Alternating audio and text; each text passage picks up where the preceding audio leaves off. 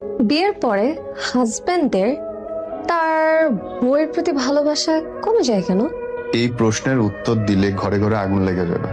অনেকগুলো প্যারামিটার আছে। দেখো, অর্ধেক শুনো না, পুরোটা শুন, অল্প একটু বলবো। বিয়ের পরে হাজবেন্ডের বউয়ের প্রতি ভালোবাসা কমার প্রথম কারণ হচ্ছে জবান। একটা ছেলে মানুষ সবচেয়ে অপছন্দ করে হচ্ছে কথা বলতে, কথা শুনতে।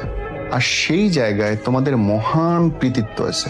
একবার অটোমেটিক মেশিন চালাই দিবে, 72 ঘন্টা নন স্টপ সার্ভিস দেবে, কোনো চার্জ দেওয়া লাগবে না, মোবাইল কথা কুইক থাকবে। নাম্বার 2, খোঁচা দেওয়া, রেফারেন্স টানা, এটা সাব ক্লজ।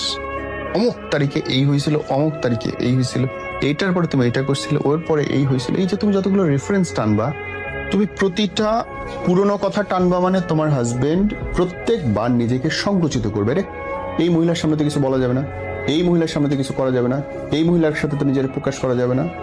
বুঝতে পারছো তো? সে সংকুচিত করবে, সে তোমার কাছে শিল্ড বানাবে, ঝিনুকের মতো একটা একটা করে শিল্ড বের করবে। যত শিল্ড হবে তত বেশি হিল হওয়ার সম্ভাবনা কমে যাবে, তত তুমি তার লাভ কম পাইতে শুরু করবে। এবারে আসো উল্টো দিক থেকে। উল্টো দিক থেকে বিয়ের আগের সিচুয়েশন তো বিয়ের পরে থাকে না। ঘর ভাড়া দিতে হয়, ম্যান অনেক কষ্ট। জামা, জুতো, কাপড়, বাচ্চা কাচ্চা, খাবার, রিক্সা ভাড়া, অটো ভাড়া সব বেশি।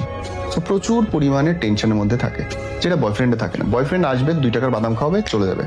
বিয়ের পরে 2 টাকার বাদাম দিয়ে চলে না। সো সে যখন বাইরে অনেক বেশি পরিশ্রম করছে, ঝগড়াঝাটি করে আসতেছে, মারামারি করে আসছে, ঘরে এসে তার ক্যান ভাল লাগে না।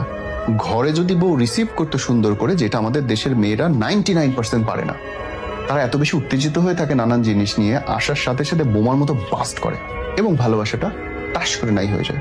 অ্যান্ড ফাইনাল থিং ইজ, মানো না মানো, শারীরিক সৌন্দর্য ম্যাটার। আমি বলছি না যে বাচ্চা নেওয়ার পরে মুটিয়ে যাবে এবং সেটা খারাপ, এটা অবশ্যই ঠিক আছে, এটা জায়েজ আছে।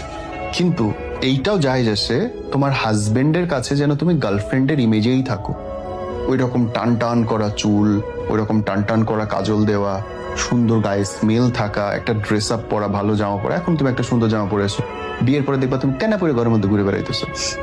বাংলাদেশের 100% মেয়ে, আমি বলতে পারি, একদম লিখে দিতে পারি, বিয়ের পরে ঘরের মধ্যে টেনা পরে ঘুরে বেড়ায়, কোটি কোটি টাকার জামা পরে রয়েছে, হাজার হাজার ড্রেস পরে রয়েছে। সাজবে না, সাজবে কেন?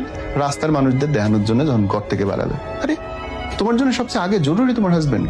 তুমি তাকে গিফট করো, লাভ। দেখো না বিনিময়ে সে কি দেয়। আর আমি কিছু দিব না, আশা করবো যে আমাকে রাজরানীর মতো রাখো।